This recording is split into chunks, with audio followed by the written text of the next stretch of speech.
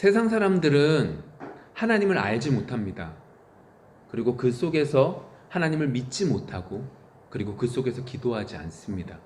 근데 거기에 반해서 우리 그리스도인이라고 불리는 사람들은 하나님의 은혜 가운데 하나님을 알아, 하나님을 믿고, 그리고 그 속에서 기도를 하죠. 하나님께 이것저것 모든 것들을 부르짖습니다. 그런데 우리가 말씀들을 계속해서 보다 보면 하나님을 알고 있는 우리 그리스도인들의 모습 속에 불신자라고 말하는, 하나님을 알지 못하고 믿지 못하고 기도하지 못하는 그 사람들보다 더 못한 불신앙의 모습들이 있다라고 하는 것을 우리는 성경을 통해서 볼 수 있게 되죠. 이것은 우리가 하나님을 믿는다라고 하지만 우리가 가지고 있는 불신앙의 모습들, 세상적인 가치관들이 신앙과 더해져서 겉모습은 번지르한 그리스도인인데 우리 안은 어떻게 해요? 불신앙이 너무나 많아서 세상 사람들보다 더 믿지 못하는 모습을 갖추며 살아간다라고 하는 거죠. 벌써 2022년도가 마무리되고 있습니다. 12월 달도 벌써 두 번째 주가 되어졌지요. 12월 달이 되면 올 한 해를 이제 뒤돌아봅니다.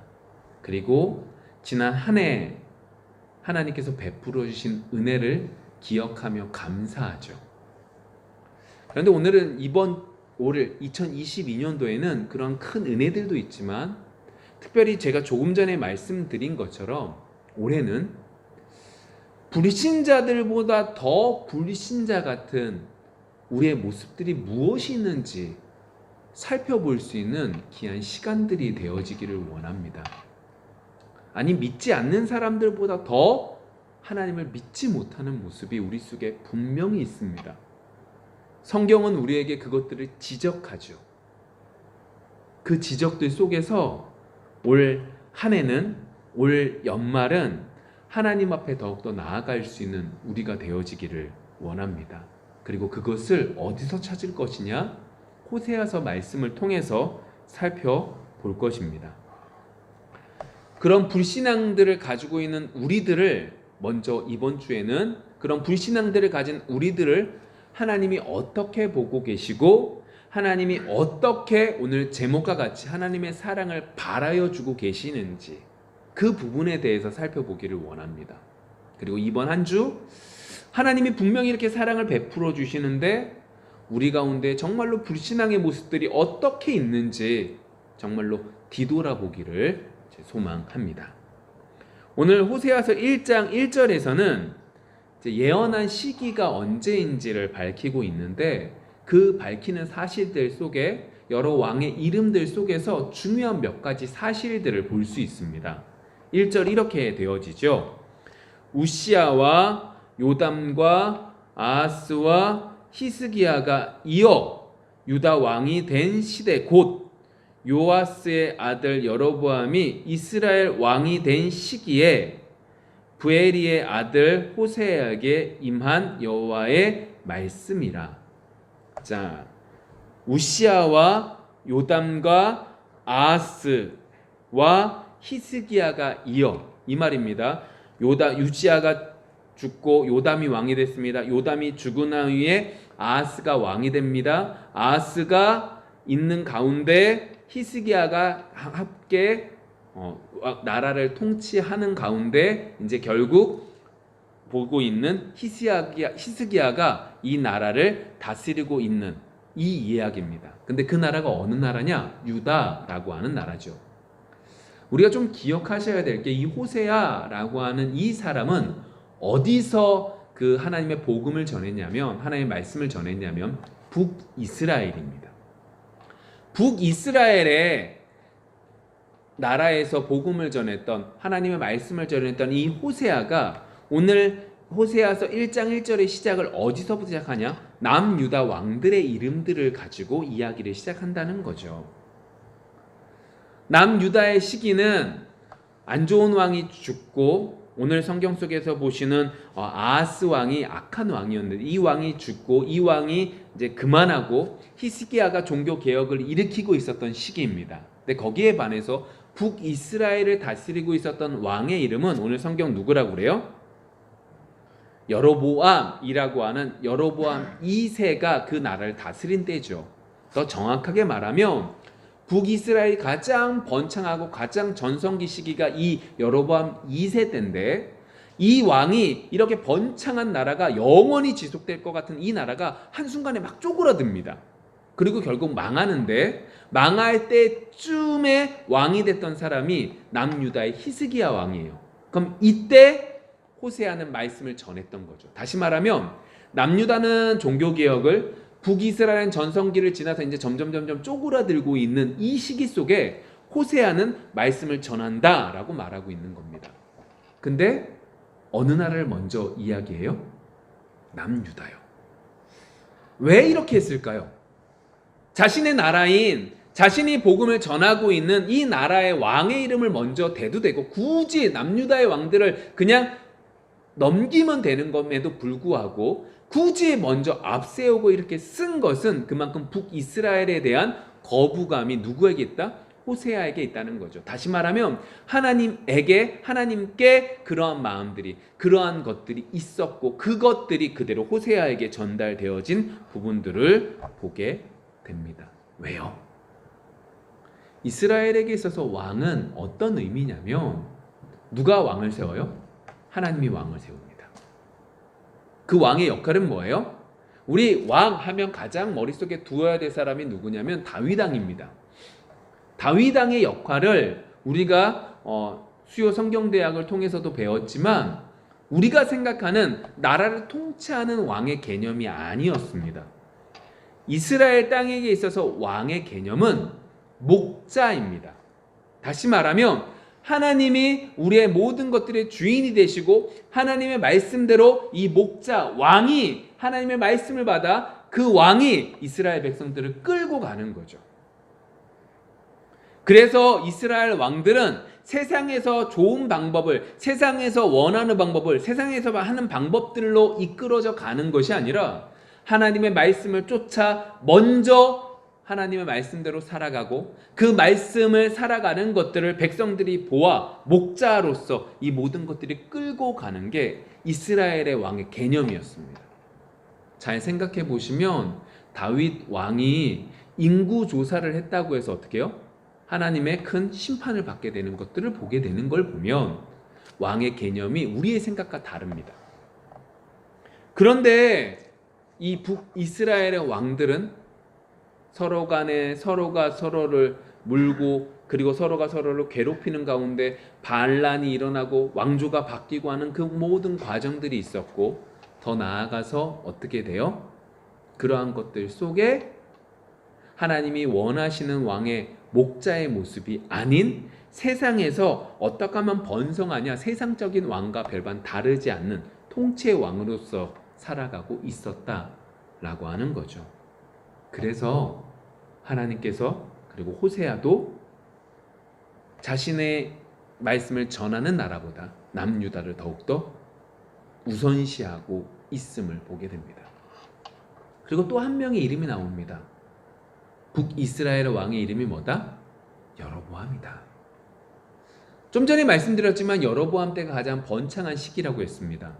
우리가 기억해야 되는 건 그러면 왜 여로보암 왕 때 번성할 수 있었을까라고 하는 거죠. 우리가 수요일날 공부를 했잖아요. 그 시대에 거기 위에는 대제국들이 서로 간의 문제로 인하여 이 나라가 강성한 나라가 없었기에 유다가 남북 이스라엘에 번성할 수 있었습니다 라고 하는 세상적인 가르침이 아닌 성경에서는 어떻게 말하냐? 열왕기 하 14장 25절부터 말씀을 보시면 이렇게 기록되어져 있습니다. 이스라엘의 하나님 여호와께서 그의 종 가드 헤벨 암밋대의 아들 선지자 요나를 통하여 하신 말씀과 같이 여로보암이 이스라엘 영토를 회복하되 하맛 어기에서부터 아라바 바다까지 하였으니 이는 여호와께서 이스라엘의 고난이 심하여 매인자도 없고 노인자도 없고 이스라엘을 도울 자도 없음을 보셨고 여호와께서 또 이스라엘의 이름을 천하에서 없이 하겠다고도 아니하셨으므로 요아스의 아들 여로보암의 손으로 구원하심이었더라. 오늘 성경 속에서 먼저 25절에서 하맛 어기라고 말하잖아요. 이게 어디냐면 두로와 시돈이라고 하는 지역보다 더 위쪽이에요. 그러니까 그 지역, 그래서 사해 바다, 사해까지 모든 영토들을 넓혔다. 예전에 솔로몬 왕 때 그 영토들을 회복했다라고 하는 이야기를 말하고 있습니다. 그런데 그 다음 26절부터 하는 말이 뭐냐면 이 북이스라엘은 항상 풍족했다 아니면 어려웠다? 형편이 어려웠다. 그래서 어떻게 해요? 매인자도 없고 노인자도 없었다. 그러니까 노예도 아니고 자유인도 아니고 맨날 괴로운 삶을 살았다. 근데 그 사람들에게 있어서 북이스라엘에게 있어서 하나님이 어떻게 하셨다? 그렇게 영토를 확장하게 여로보암을 통하여 영토를 확장하게 해주셨다라고 하는 구절이 오늘 성경 말씀이죠. 그게 누구의 말에 의해서? 요나의 말을 통하여 예언되었고 그것이 이루어졌다라고 하는 이야기를 말하고 있습니다. 여러분, 왜 하나님께서 요나 선지자를 통해서 여로보암 왕 때 이렇게 부흥할 것이다 라고 말씀하신 거죠? 잘해서입니까? 아닙니다. 그들이 잘한 거 하나도 없습니다. 그들이 지금 이렇게 어려웠던 이유는 북이스라엘 이렇게 모든 것들이 풍족했음에도 불구하고 어려웠던 이유는 그들이 하나님 말씀에 순종하지 않고 잘못된 신앙 때문에 그들이 어려웠던 거죠. 근데 하나님께서 딱 북이스라엘 딱 보시니까 그들이 어떻게 해요? 너무너무 어려운 거예요. 너무너무 힘든 거예요. 그래서 하나님께서 마음을 고치셔서 은혜를 베풀어 주셨네요. 어떤 은혜예요? 이 사람들에게 이 하나님께서 회복해 주시는 은혜를 맛보면 이 사람들이 어떻게 될 것이다? 하나님께 나아가 하나님이 나의 왕이 되십니다 라고 고백할 거라고, 그렇게 고백하기를 원하셔서 하나님은 어떻게 하신 거예요? 그들에게 은혜를 베풀어 주신 거죠. 이 부분에 있어서 김서태 목사님이 이렇게 해석하더라고요. 이게 정말로 와닿는 게 우리가 알고 있는 걸 정리하는 건데, 신앙이 있는 사람들에게 있어서 물질의 부요는 뭐가 돼요? 셈이 납니다. 침체된 것들이 회복되어집니다. 그리고 거기에 반해서 신앙이 없는 사람에게 물질적인 풍요가 딱 오면 어떻게 돼요? 그 물질이 하나님을 떠나게 만드는 원인이 됩니다. 물질적인 충족이 하나님을 제대로 믿지 않는, 하나님의 존재를 알지 못하는 사람들에게 더해질 때 그것은 곧 교만이 되고, 그리고 더 담대히 죄를 짓게 되고, 그리고 하나님을 완전히 떠나게 만든다라고 하는 거죠. 물질이 무서운 시험이 된다라고 하는 겁니다. 그 부분에 있어서 정말로 이스라엘 백성들에게 있어서는 그런 부분이 되어진 거예요. 신앙이 있는 사람에게 물질이 더해지면 어떤 생각이 먼저 들어요? 이 물질이 이 물질로 인하여 혹시나 내가 하나님을 더욱더 모른다 할까봐 두렵습니다. 물질의 풍성함이 나에게 와서 내가 혹시나 예전에는 하나님께 전적으로 고백하면 고개를 숙일 수밖에 없었는데 물질이 풍족해져서 하나님을 찾지 않는 건 아닌지 그러한 고민이 들지요. 근데 거기에 반해서 반대의 경우에는 이제 하나님은 필요 없는 겁니다. 오늘 이스라엘 백성들이 딱 그 상황이에요. 이스라엘 백성들이 지금까지 모든 것들이 힘들었습니다. 남유다보다 조금 더 좋은 평지들을 가지고 있었거든요. 근데 남유다보다 더 힘들었습니다. 왜요? 강대국들이 이 북이스라엘을 항상 공격하는 전초 기제가 되었고 그 위에 있는 나라들이 이스라엘이 힘들게 했거든요.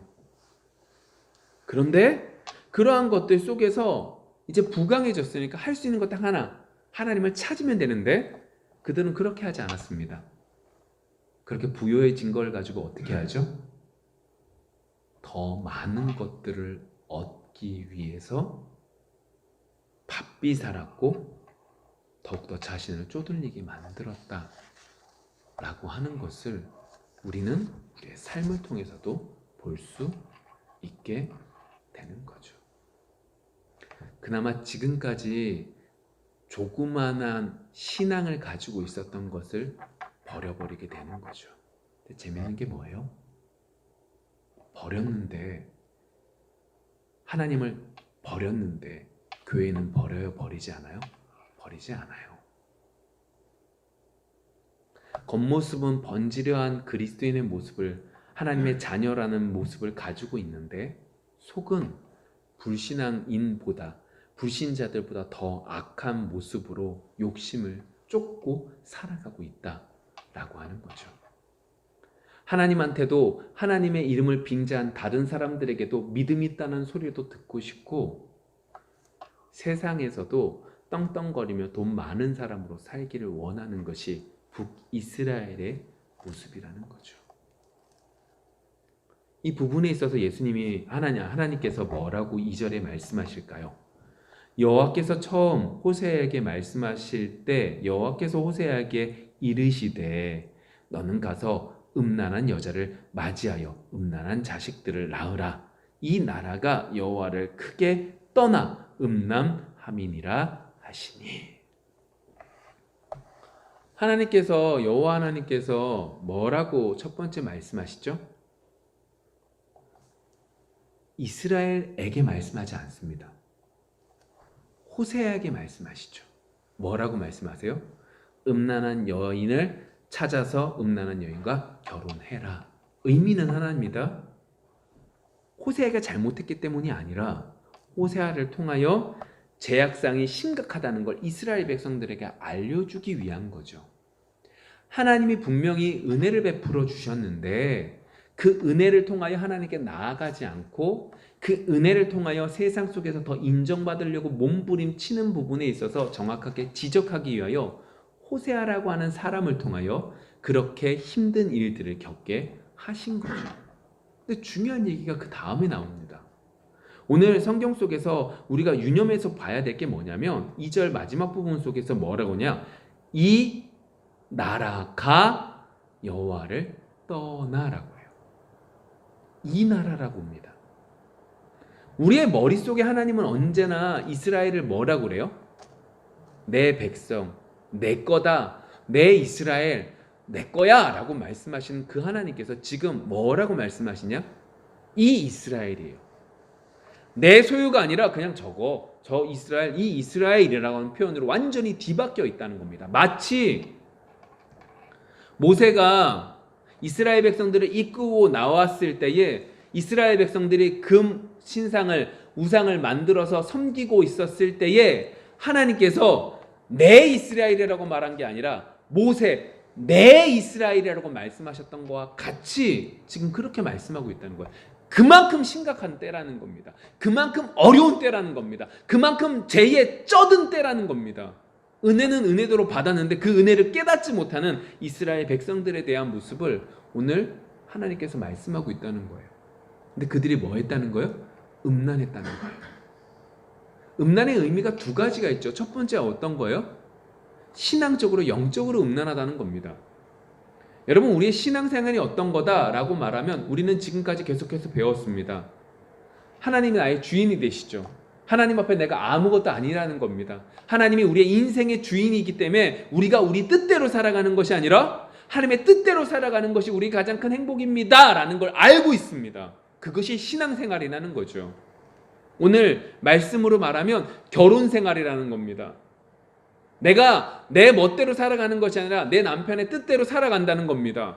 그러한 의미 속에서 오늘 이 말씀 속에서 영적으로 음란하다라고 하는 의미는 뭐냐면 하나님이 나의 모든 것들의 주인이세요. 내가 하나님의 뜻대로 잘 된 거예요 라고 고백하면서 나를 통하여 다른 사람들이 하나님을 알아볼 수 있게 통로의 역할을 해야 되는데 이스라엘 백성들은 그렇게 했다 하지 않았다?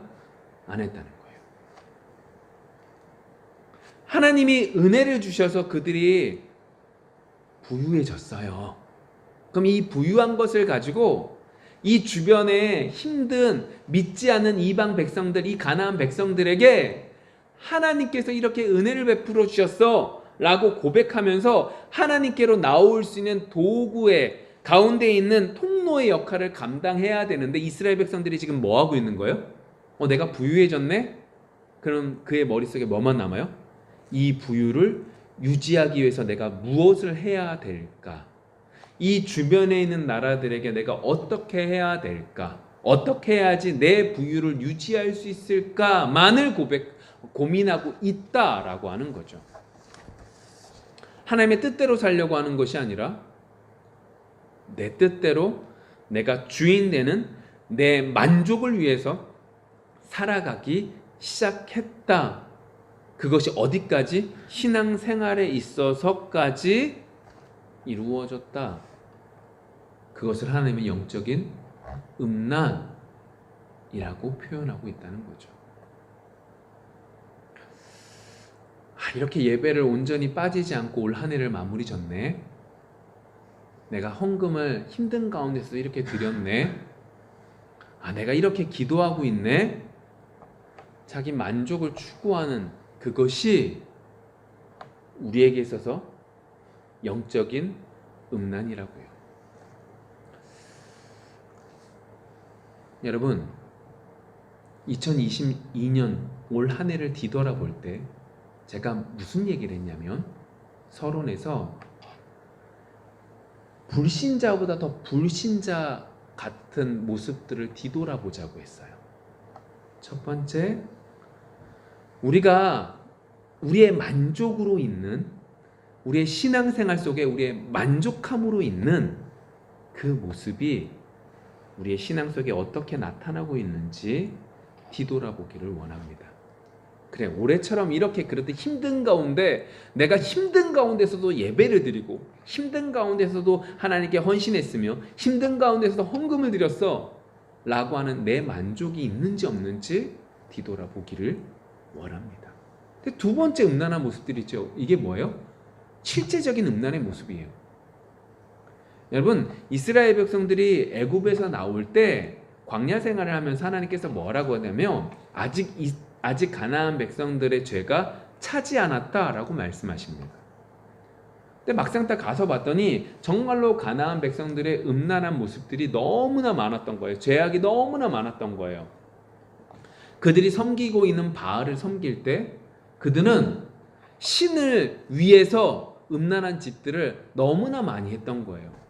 그래서 남창과 여자 창녀가 많았다라고 말하는 그런 음란한 모습들, 심지어 자신의 자전도 드리고 있는 그 모든 모습들이 그 가나안 땅에 가득했죠. 근데 문제는 어디가 되냐? 이스라엘 백성들이, 북이스라엘 백성들이 그러한 죄악의 모습들을 그대로 본받고 똑같이 행동하고 있다는 거죠. 영적으로도 문제, 육적으로도 문제, 이 모든 문제들이 북이스라엘 백성들에게 있었다라고 하는 거죠. 하나님은 언약의 백성으로서 내가 이걸 부어주면 더 큰 은혜가 더욱더 하나님을 찾을 것이다, 찾기를 소망해서 이렇게 해주셨는데, 그 모습과는 전혀 상반되게 자신들의 욕심만을 쫓으며 살아가고 있었던 이 북이스라엘, 별반 우리의 모습과 별반 다르지 않잖아요. 세상 사람들이 지금 우리 교회를 손가락질하는 모습이 뭐 때문이에요? 맞아요. 그들이 마귀의 여러 가지 꼬임에 넘어가 교회를 나쁘게 볼 수도 있죠. 그런데 분명한 사실 중에 한 가지는 우리 교회가 세상이 손가락질할 만큼 도덕적으로지 못한 부분들도 존재한다는 거죠. 그렇기 때문에 세상이 말하는 거 다 잘못다 이렇게 말하고 싶은 게 아니라, 그러한 부분도 있음을 알아야 되고, 지금 12월 달, 지금 우리의 모습 가운데 영적으로, 세상적으로, 도덕적으로, 육적으로 이 모든 잘못된 부분들을 찾을 수 있는 귀한 시간들이 되어지기를 원합니다. 왜요? 오늘 제목, 하나님의 사랑. 하나님의 사랑이 있기 때문에 그런 거죠.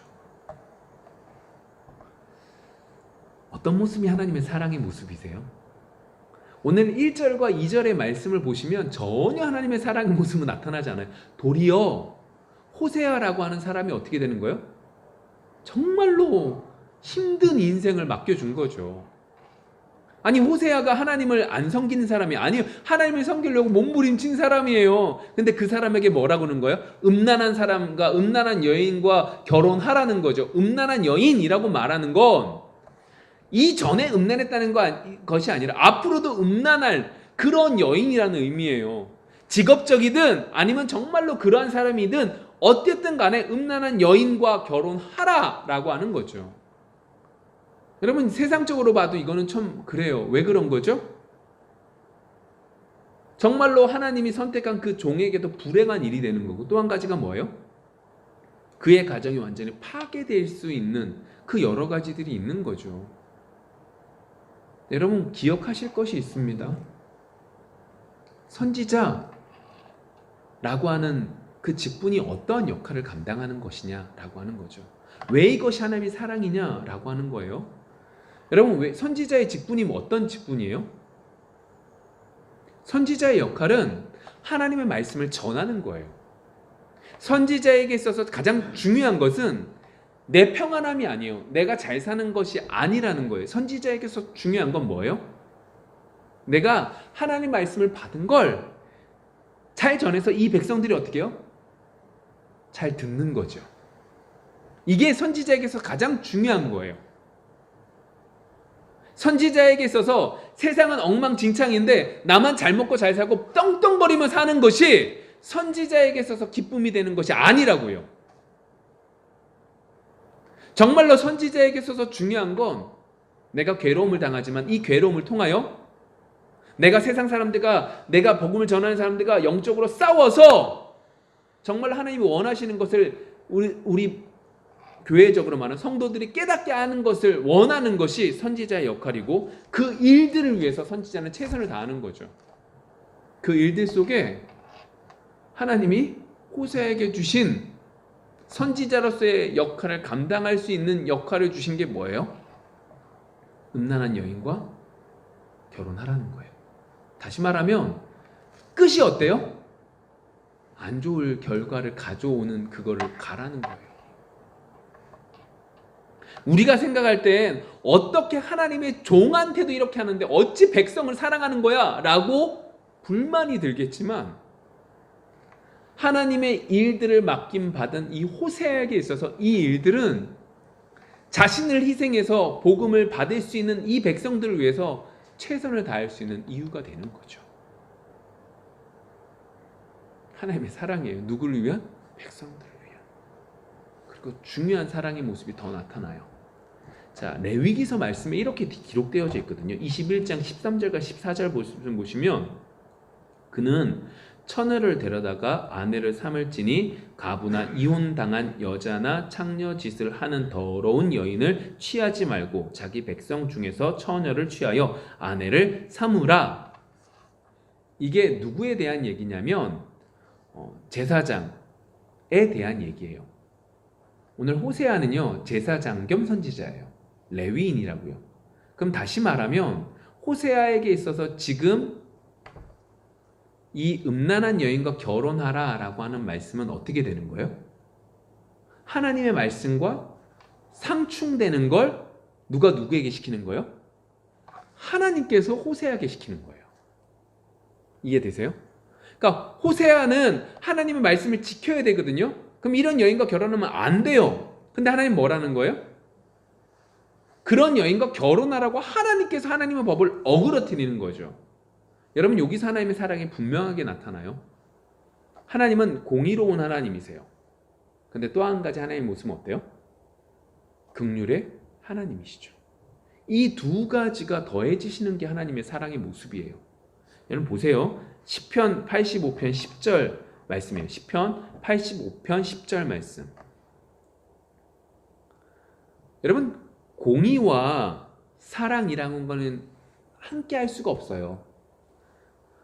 공명정대하게 내가 친하든 친하지 않든 정확하게 법을 땅땅땅 때리는 게 공이고, 사랑, 인애 그러한 부분들은 그것들이 아니라 품어주는 거란 말이에요. 이 두 것은 같이 갈 수 없는데, 오늘 좀 전에 봤던 시편 85편 10절 말씀 보시면 이렇게 되었거든요.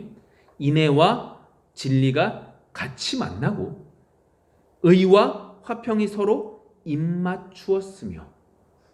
여러분 그냥 그렇구나 싶지만 우리 잘 보시면 돼요. 인애라고 말하는 게 긍휼 그리고 뭐 여러 가지 어질고 자비로움 이 의미의 단어를 썼어요. 인애가 그건데 진리라고 하는 건 이 두 가지가 함께 할 수 없는 거예요. 근데 오늘 성경에 뭐라고요? 이것들이 함께 할 수 없음에도 불구하고 이 모든 것들이 서로요 같이 만난대요. 의와 화평이라는 건 같이 만날 수가 없어요. 근데 이 모든 것들이 서로 어떻게 해요? 입맞추고 나아간대요. 이것이 뭐래요? 하나님의 사랑의 모습인 거죠.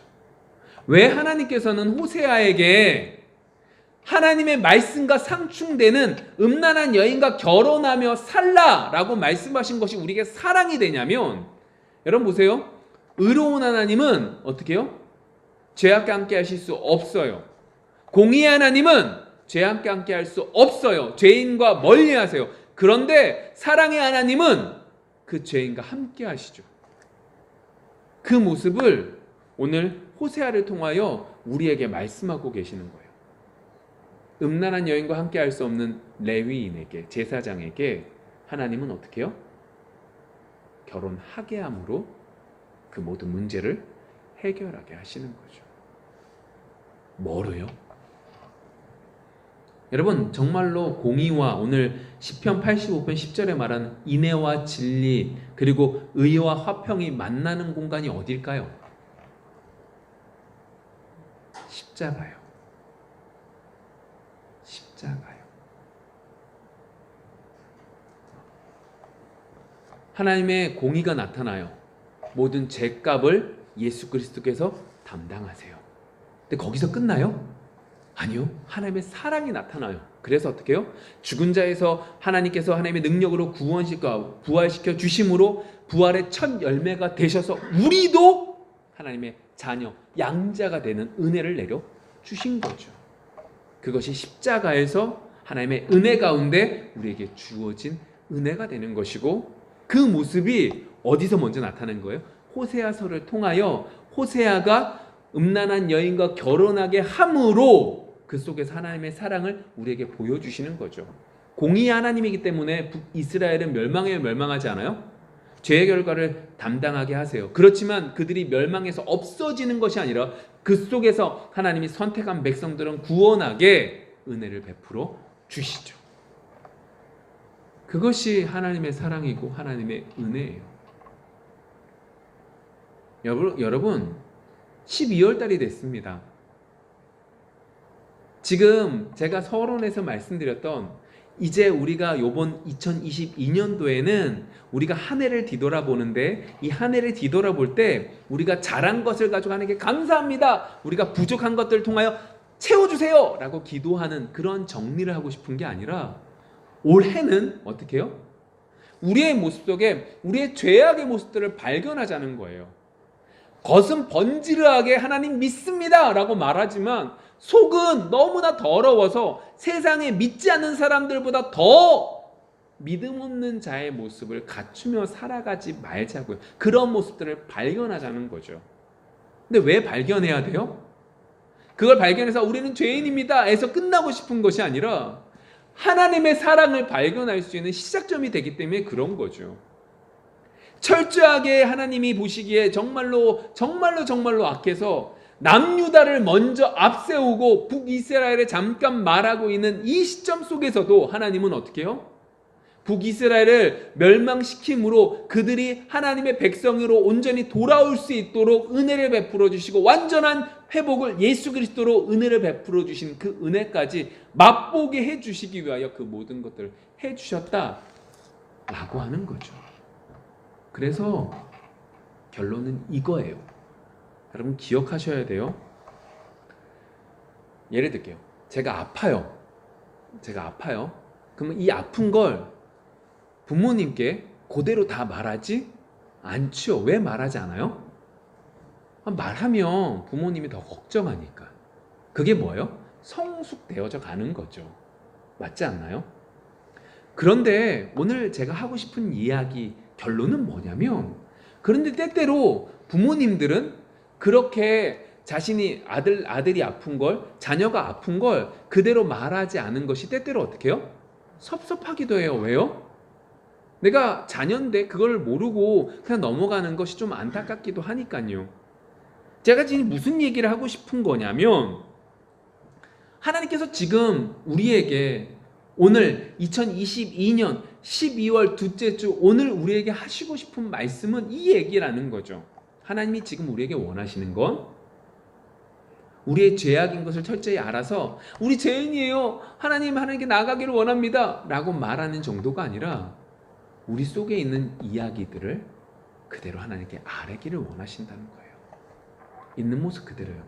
왜 제가 이 이야기로 결론을 내냐? 우리가 힘든 일을 겪습니다. 그럼 하나님께 기도하죠. 하나님, 힘듭니다. 저 사람이 나를 괴롭힙니다. 하나님, 도와주세요. 저 사람들 용서해 주시고 힘을 주세요. 맞습니다. 성숙한 기도죠. 근데 이번 한 주는 불신자들보다 더 불신자적인 모습 속에서 그 모든 것들을 제하고 우리 속에 있는 마음 그대로 하나님께 아뢰기를 원한다고요. 하나님의 사랑을 기억하기에 그렇게 고백하자고요. 하나님, 정말 제가 죽을 것 같습니다. 말하는 것도 힘들고 기도하는 것도 힘듭니다. 저 원수가 너무너무 괴롭혀서 저 사람이 죽었으면 좋겠습니다. 왜요? 성숙이라고 하는 말로 포장되어서 진정 하나님께 아뢰는 게 아니라 그냥 내 넋두리를 하고 있는 우리의 모습들이 있기 때문에 그런 거죠. 이번 한 주 하나님께 온전함으로 나아갑시다. 하나님의 사랑을 기억하여 하나님 앞에 있는 모습 그대로 나아갈 수 있는, 그래서 하나님께 온전함으로 기도할 수 있는 우리 모두가 되어지기를 소망합니다. 기도하겠습니다.